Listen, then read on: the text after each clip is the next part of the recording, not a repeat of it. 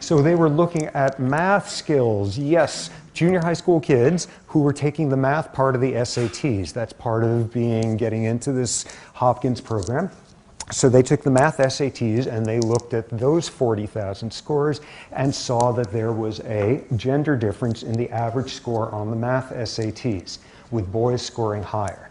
Not only that, but when they looked out at the tail here, okay, I'm back on track. When they looked out at the tail here of the highest math achievement, there was a ratio of 13-to-1 boys to girls. Okay, so that was pretty striking. And in their paper, which was published in Science, was a very, very critical phrase. Their rationale for doing the study on kids that age was the fact that, at least at the time in most schools, middle school, junior high school, kids have not differentiated classes yet. They're not yet at the point where you could choose to take extra math classes, to choose to take the absolute minimum. This was still the stage where most kids in this country are getting the exact same math classes. Everyone is still getting the same. And thus, at that point, they could include in their paper a phrase along the lines of, since all the children had essentially identical educational environments, any gender differences seen in it are reflecting, and they used the word biological, are reflecting biological differences. This was one hell of a famous study. This was front page all over the place. This wound up being shown very large article in Time, and the Reader's Digest covered this and used the phrase, the math gene, and discussing how this was the definitive study showing that more boys have the math gene. Like, you already know that's like nonsense on so many different levels, but this was all over the place. This was the study that definitively showed genetic differences in math skills by sex, and definitively showed that this was manifest at a stage before there were different educational environments in terms of math. And what, of course, completely rips apart that study, and it was shameful that thing was ever published, let alone got as much attention as it did, is the fact that the environment was not exactly the same. Endless number of studies have shown, beginning by first grade, if it is a simple math problem at that stage, for the same hands put up, a boy is more likely to be called on than a girl. Studies showing that for the same correct answer, boys in elementary schools are more likely to be praised for the correct answer than are girls. By the time junior high school is coming around, guidance counselors are already differentially by sex advising, once you get into high school, to take more elective math. Tremendous, massive differences in environment.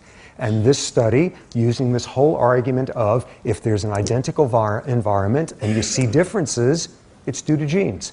And predicated on that, if that's not true an hour after life, it was ludicrous that they were making this argument about 13-year-olds. So this was a paper with enormous influence in every major newspaper in the country. Scientists have discovered the math gene, and boys have more than girls.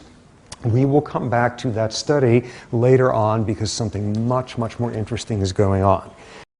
But then, a few years ago, there was an astonishingly important paper published in Science. And what these people did was look at math performance scores of, I think it was 480,000 different high school kids, and all over the world. They didn't just study it in America. They studied it in 40 different countries. And they asked a very simple question, which is, are there big differences in gender quality of life issues in this country?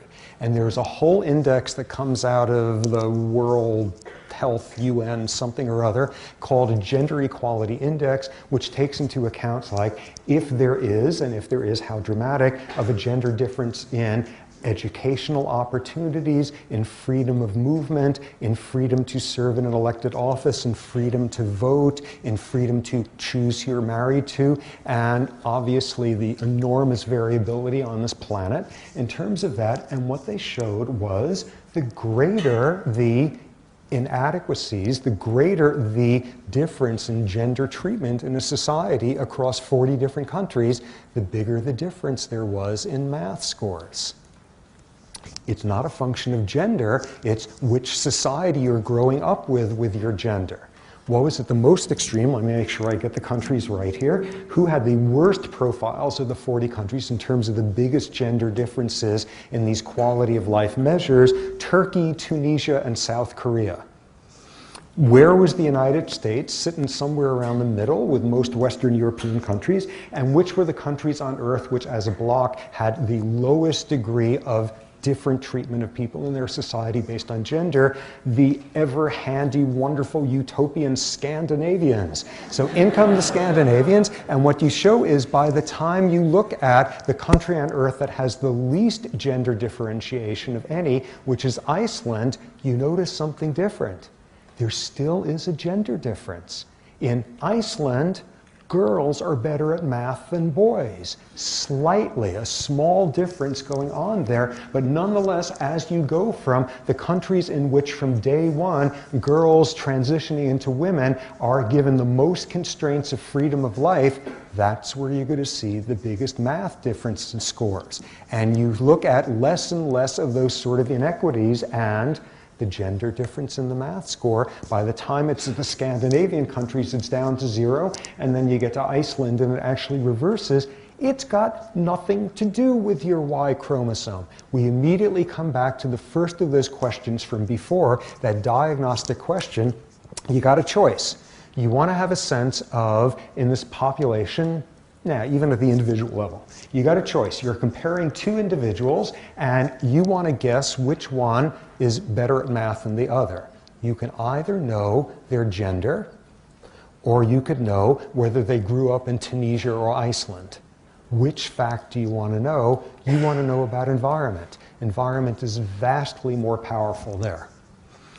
Another feature of that has been interesting, so you then say, okay, the extremes. Okay, so in some societies, the means are exactly the same, but what about that difference way out at the highest level of performance? As I mentioned the other day, in the mid-1980s, looking at the highest first percentile of math performance on junior high school kids with the SATs, and there was a 13-to-1 ratio of males to females in there.